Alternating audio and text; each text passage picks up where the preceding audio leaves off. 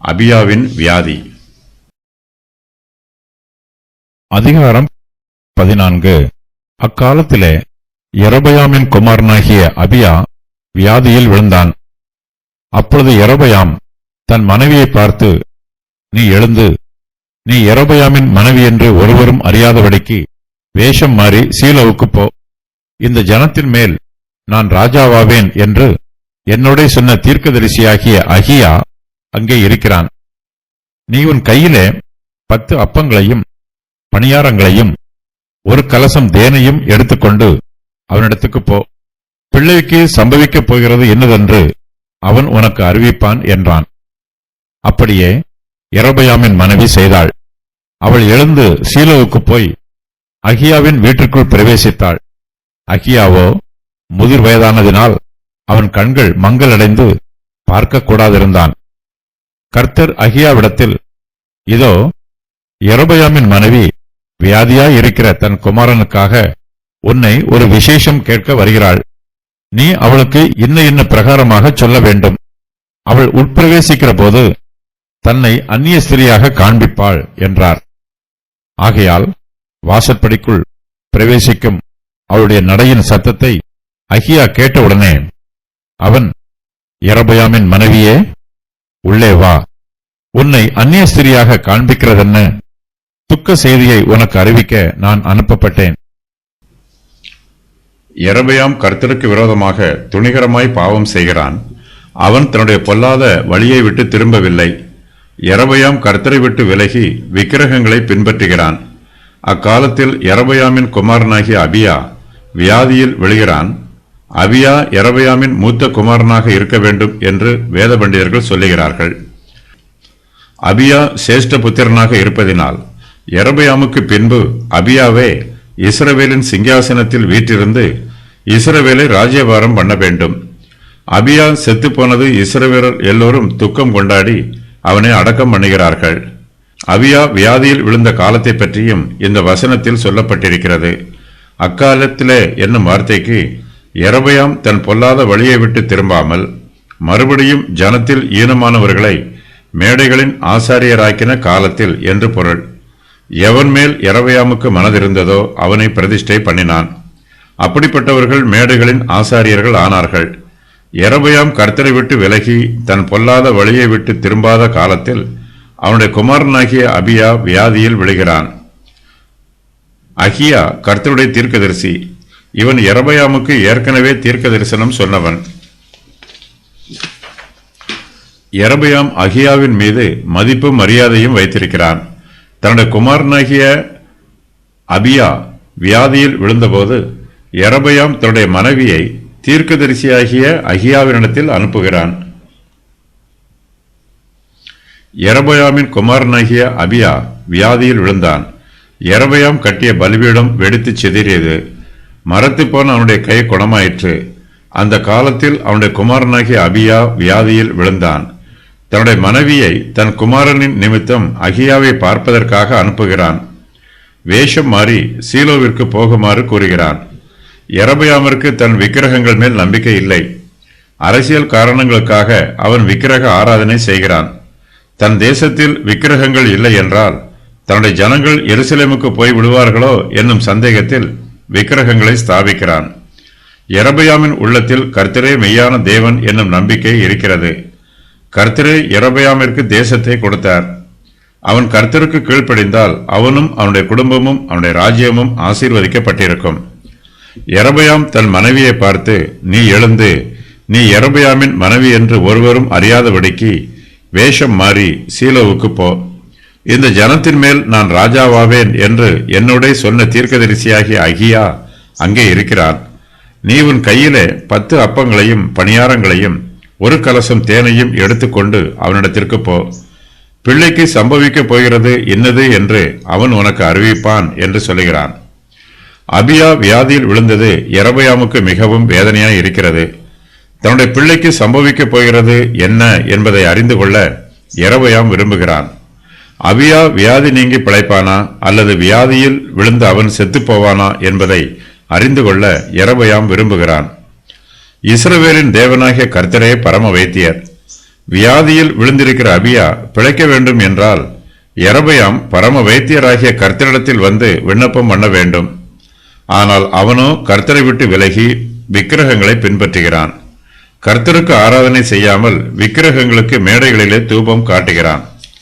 கர்த்தரை நம்புகிறவர்கள் ஒருபோதும் வெட்கப்பட்டு போக மாட்டார்கள். தம்மிடத்தில் வருகிறவர்களை கர்த்தர் ஒருபோதும் புறம்பே தள்ளிவிட மாட்டார். நம்முடைய பாவங்களுக்கு நாம் மனம் திரும்பும்போது கர்த்தர் நம்முடைய பாவங்களை மன்னிப்பார். பாவத்தின் சாபத்தினால் வந்திருக்கும் நோய்களை நம்மை விட்டு நீக்குவார். அகசியா தன்னுடைய வியாதியை பற்றி பாகால் சேபூபிடத்தில் விசாரிக்கிறான். சீரியாவின் ராஜாவாகிய பெனாதாத் கர்த்தரிடத்தில் விசாரிக்க சொல்லுகிறான். விக்கிரகங்களிடம் விசாரித்தால் வியாதி நீங்கும் என்பது பிரஜாதியாரின் நம்பிக்கை. இது விக்கிரக ஆராதனையின் ஒரு பகுதி. இந்த நம்பிக்கை கர்த்தருடைய ஜனத்தாரிடமும் வந்திருக்கிறது. கர்த்தருடைய ஜனம் தங்களுடைய பாவங்களுக்கு மனம் திரும்ப மறுக்கிறார்கள். ஆனாலும் கர்த்தரிடத்தில் விசாரித்தால் தங்களுடைய வியாதி நீங்கும் என்று நினைக்கிறார்கள்.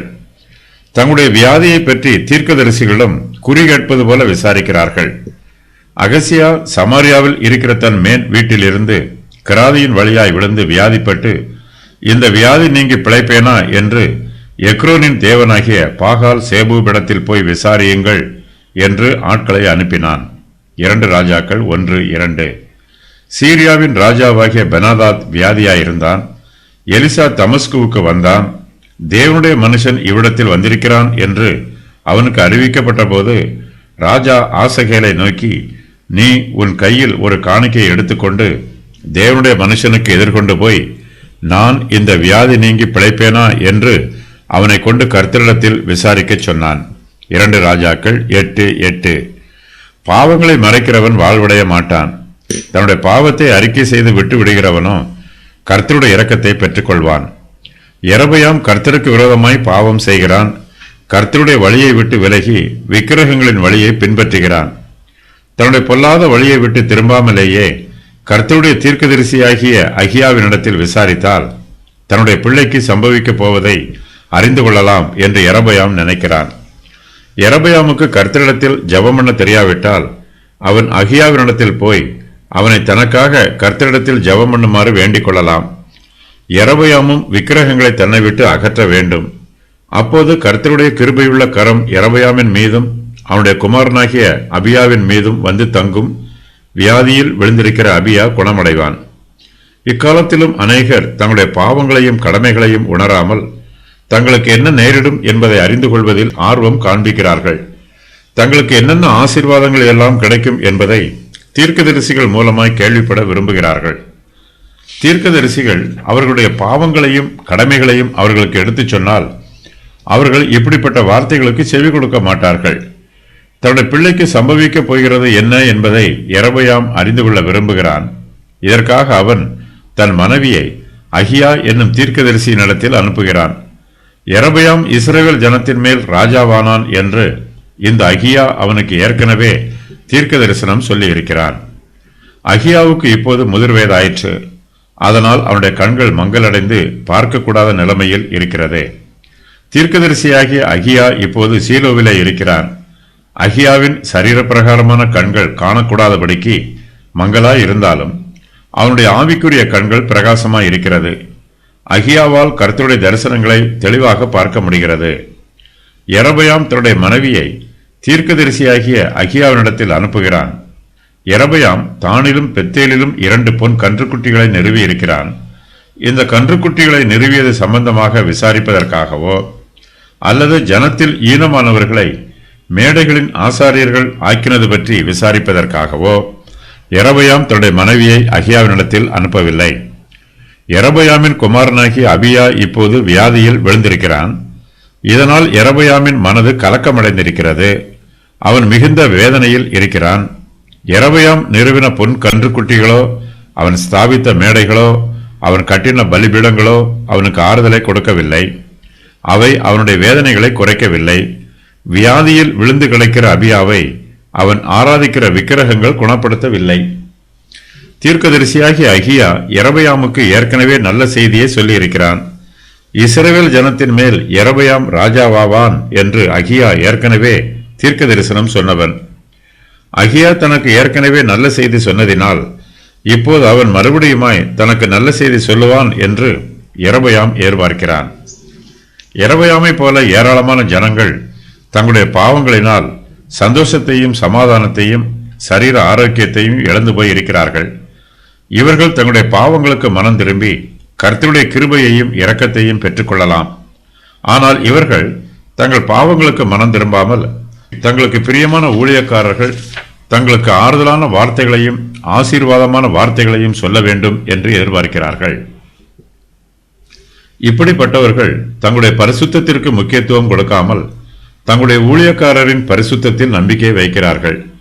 ஊழியக்காரர்கள் நல்லவர்களாகவும் பரிசுத்தவான்களாகவும் இருப்பதினால் அவர்கள் தங்களுக்கு சமாதானமான வார்த்தைகளையும் ஆறுதலான வார்த்தைகளையும் ஆசீர்வாதமான வார்த்தைகளையும் சொல்லுவார்கள் என்று எதிர்பார்க்கிறார்கள்.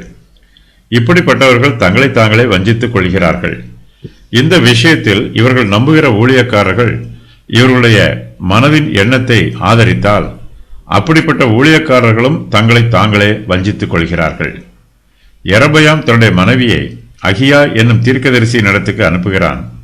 இவன் தீர்க்கதரிசிக்கு முன்பாக தன்னை அடையாளம் காண்பிக்க கூடாது.